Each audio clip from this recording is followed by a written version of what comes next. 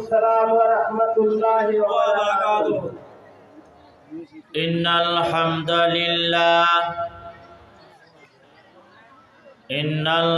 لله نحمده ونستعينه ونستغفره ونؤمن به ونتوكل عليه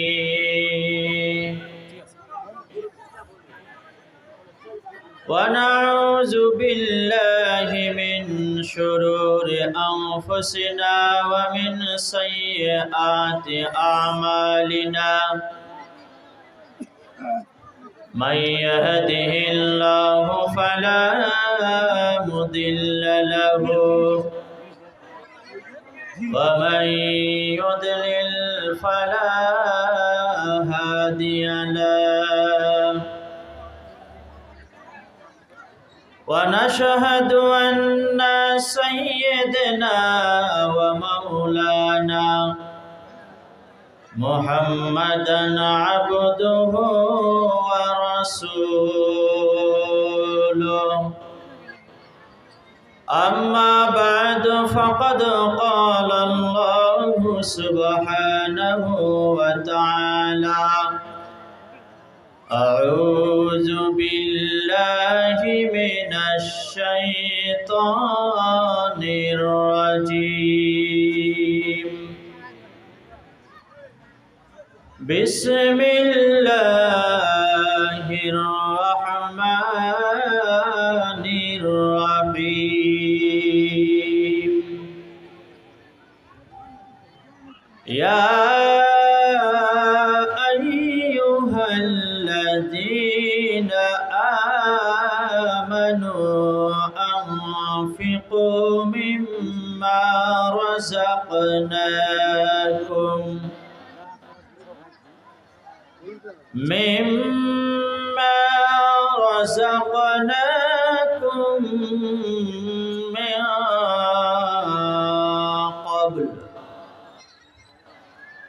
من قبل أن يأتي يوم لا بيع فيه ولا خلة ولا شفاعة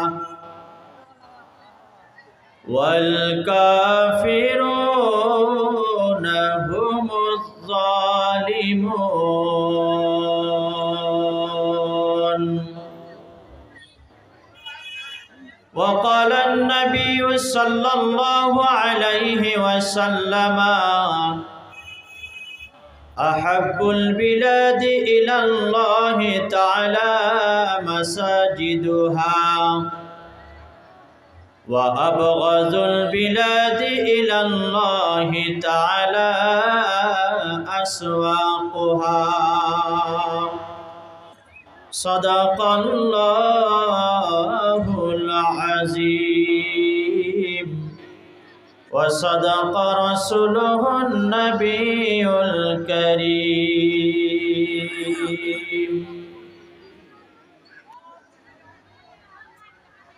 একদিন তোমারি নাম মসজিদে হবে এলান। একদিন তোমারি নাম মসজিদে হবে এলান। তৈরি থেকো তৈরি রেখো কবরের মাল সামান। একদিন তোমারি নাম মসজিদে হবে এলান।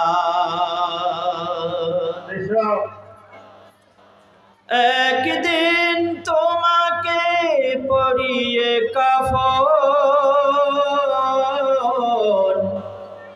প্রিয় মা বাবার ঝরিয়ে নয়ন। একদিন তোমাকে পরিয়ে কাফন, প্রিয় মা বাবার ঝরিয়ে নয়ন। তৈরি থেকো, তৈরি রেখো কবরের মাল সামান, একদিন তোমারি নাম মসজিদে হবে এলান। আলহামদুলিল্লাহ, সর্বাগ্রে সর্বপ্রথমে আমরা মহান রব্বুল আলামিনের কৃতজ্ঞতা প্রকাশ করি। সবাই বলি আলহামদুলিল্লাহ। আলহামদুলিল্লাহ।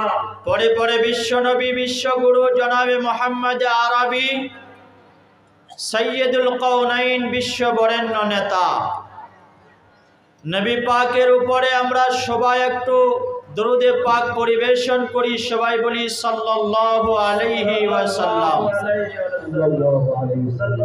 পরে পরে আজকে জলসার যোগ্যতম মহামান্য সভাপতি সাহেব, সহসভাপতি, স্টেজের উপরে এবং স্টেজের পাশে বসে রয়েছেন ওলামায়ে কেরাম, হুফাজে কেরাম, সামনে বসে আছেন দিন দরদি, ইসলাম দরদি শ্রোতা বৃন্দ এবং আমার মা এবং বোনেরা, সবাইকে প্রেম প্রীতি ভালোবাসা এবং শ্রদ্ধা জানিয়ে আজকের জলসার অল্প সময়ের মধ্যে স্বল্প বক্তব্য রাখার শুভ সূচনা করছি। সম্মানিত দর্শক শ্রোতা, আজকের আমরা যে উদ্দেশ্য করে এখানে এসেছি এবং যে উদ্দেশ্য করে জলসাটি কায়েম করা হয়েছে, এটি খুবই গুরুত্বপূর্ণ এবং মহৎ উদ্দেশ্য নিয়ে আমরা এখানে বসেছি। তার পিছনে উদ্দেশ্যটা কি? উদ্দেশ্যটা হলো মসজিদ নির্মাণ, মসজিদের জায়গা ক্রয় এবং মসজিদে কিভাবে মানুষ দান করতে পারে, এই উদ্দেশ্যটা নিয়ে আজ আমরা এখানে সমবেত হয়েছি। আল্লাহ পাক আমাদেরকে আসার এবং বসার জন্য কবুল করুন, বলুন আল্লাহুম্মা আমিন। প্রিয় ভাইরা আমার, বন্ধুরা আমার, আপনারা জানেন আল্লাহর নবী সাল্লাল্লাহু আলাইহি ওয়াসাল্লাম সোনার জবানে ঘোষণা করেছেন, আহাব্বুল বিলাদি ইলাল্লাহি তাআলা মাসাজিদুহা। আল্লাহর নবী বলছেন, দুনিয়ার মধ্যে যত জায়গা আছে, যত বিল্ডিং বালাখানা আছে, যত দামি দামি জায়গা আছে, সব থেকে দামি জায়গা হলো আমার মসজিদ, বলুন সুবহানাল্লাহ। আর সব থেকে খারাপ জায়গা হলো বাজার, আসওয়াকুহা মানে বাজার। আজ আমরা মসজিদের উন্নতি করবে জালসা কায়েম করেছেন আপনারা এবং আমরা এসেছি। আল্লাহ পাক আমাদেরকে কবুল করে নিন, বলুন আল্লাহুম্মা আমিন। আল্লাহ নবী সাল্লাল্লাহু আলাইহি ওয়াসাল্লাম মদিনায় যাওয়ার পরে, মদিনায় হিজরত করার পরে আল্লাহর নবী জন্ম হয়েছিল মক্কায়। শান্তির দূত নিয়ে, শান্তির আলোক বার্তা নিয়ে নবীজি দুনিয়ার বুকে পদার্পণ করলেন। এমন একটা যুগে আল্লাহর নবী জন্মগ্রহণ করেছিলেন, যেই যুগে মহিলাদের কোনো মান সম্মান ইজ্জত ছিল না। মহিলা হলে জীবিত তাদেরকে মাটির তলায় পুঁতে দেওয়া হতো, কতল করে দেওয়া হতো। কি যুগ ছিল সেটা! আল্লাহ নবী জন্মগ্রহণ করলেন, আস্তে আস্তে বেড়ে উঠলেন, মহিলাদের মর্যাদার কথা সমাজকে বোঝাতে লাগলেন। সমাজ মহিলাদের মর্যাদা বুঝলো এবং আল্লাহ নবী সাল্লাল্লাহু আলাইহি ওয়াসাল্লাম 25 বছর বয়সে মহিলাদের মর্যাদা দিতে গিয়ে একজন বিবাহ করেছিলেন। যেই মহিলাটার বয়স ছিল 40 বছর, তার নাম হলো খাদিজাতুল কুবরা রাদিয়াল্লাহু তাআলা আনহা। 25 বছর বয়সে 40 বছরের একজন বিধবা মহিলাকে কেন বিবাহ করলেন নবীজি? এই জন্য বিবাহ করলেন যে আমি মানুষকে বলে যাব যে তোমরা বিধবা মহিলাদেরকে স্বামী মারা গেলে বাড়ি থেকে তাড়িয়ে দিও না, তোমরা তাদেরকে বিবাহ করবে। যদি আমি নবী না করি, বিশ্বের মানুষ সেটা করবে না। তাই আল্লাহর নবী সাল্লাল্লাহু আলাইহি ওয়াসাল্লাম 25 বছর বয়সে সর্বপ্রথমে যাকে বিবাহ করলেন তার বয়স ছিল 40 বছর। আল্লাহর নবী হাতে কলমে বিশ্ববাসীকে দেখিয়ে দিলেন যে নবীজি যেটা বলার আগে সেটা করে দেখিয়ে দিয়েছে। বলুন সুবহানাল্লাহ। घर घर उजाला बा, घर घर उजाला बा, तोहरे घर से आका की आमद का रहमत बरसे।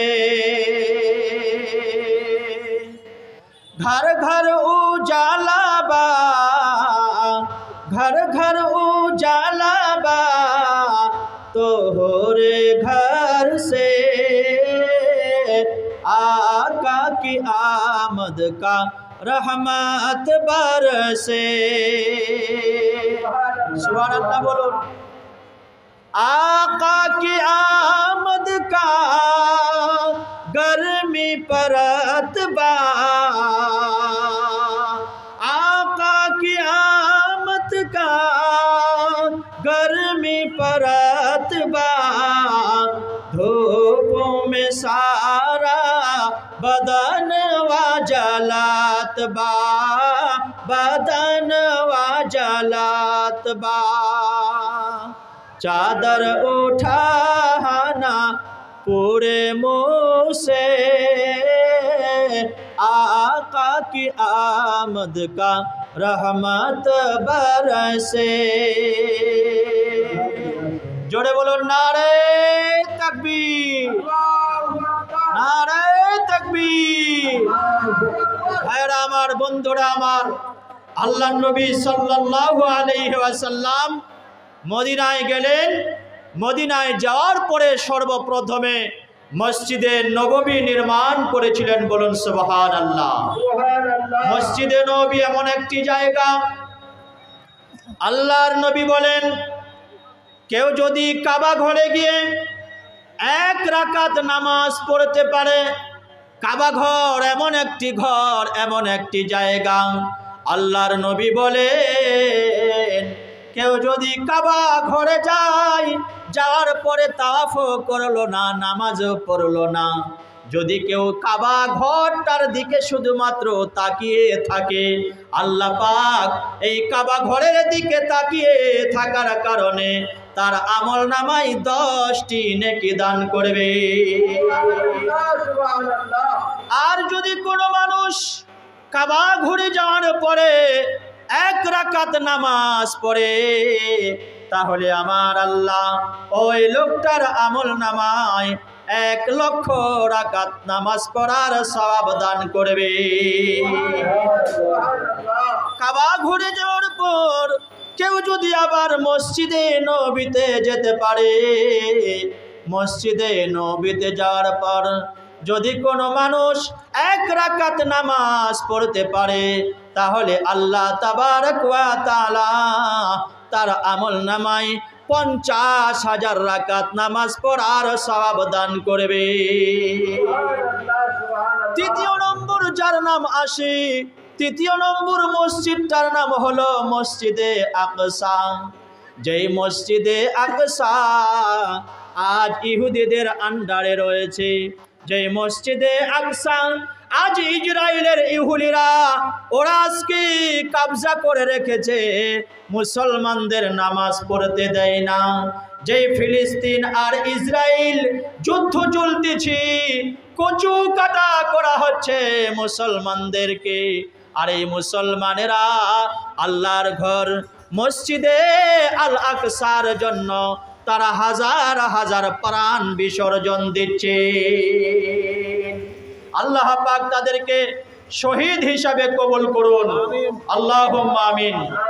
ভাইরা আমার, বন্ধুরা আমার, ছোট ছোট বাচ্চারা, মহিলারা, যাদের কোনো পাপ নাই, যাদের কোনো গুনাহ নাই, আল্লাহর নবী সাল্লাল্লাহু আলাইহি ওয়াসাল্লাম জীবনে অনেক যুদ্ধ করেছেন, অনেক যুদ্ধ হয়েছে, কিন্তু আল্লাহর নবী বলেছেন, ও আমার উম্মতেরা, তোমরা যদি ইসলামের খাতিরে জিহাদও করতে যাও, যুদ্ধও যদি তোমাদেরকে করা লাগে করবে, তবে তোমরা মহিলাদেরকে এবং শিশুদেরকে তোমরা মারবে না। কিন্তু ইসরায়েলের খ্রিস্টানেরা, ইসরায়েলের ইহুদিরা, এরা এতই অসভ্য জাতি, এরা এত বড় বড় জাতি। ইহুদিরা ফিলিস্তিনের ছোট ছোট বাচ্চাদেরকে হত্যা করেছে, মা বোনেদেরকে হত্যা করেছে, হসপিটালে তাদেরকে ভর্তি করা হয়েছে, তারা হসপিটালকে বাদ দেয় নাই, হসপিটালকে তারা বোমা দিয়ে উড়িয়ে দিয়েছে।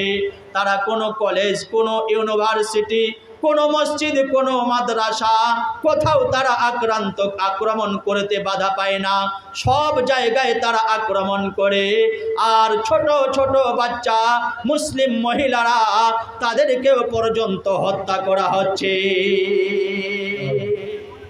ইহুদি এবং খ্রিস্টান এরা হলো মুসলমানদের চূড়ান্ত দুশমন। এই জন্যই আল্লাহ তাবারক ওয়া তাআলা পবিত্র কোরআনে সূরা ফাতিহায় বলেছেন, গায়রিল মাগদুবি আলাইহিম ওয়ালাদ-দাল্লিন। আমরা যখন 5 বার নামাজ পড়ি, 5 ওয়াক্তে নামাজে আমরা কতবার সূরা ফাতিহা পাঠ করে, কিন্তু একবারও আমরা অর্থের দিকে তাকাই না, মানে মতলবের দিকে তাকাই না। সবাই এই কথাটা 5 বার 10 বার করে পড়ি, গায়রিল মাগদুবি আলাইহিম ওয়ালাদ-দাল্লিন। হে আল্লাহ, তুমি আমাকে সোজা পথে চালাও, তবে ইহুদি এবং খ্রিস্টান এই দুইটা জাতির পথে আমাকে চালাও না। কতবার নামাজে পড়লাম সূরা ফাতিহা? নামাজে পড়ি এক, নামাজ থেকে, মসজিদ থেকে ফারিক হয়ে আমরা করি এক।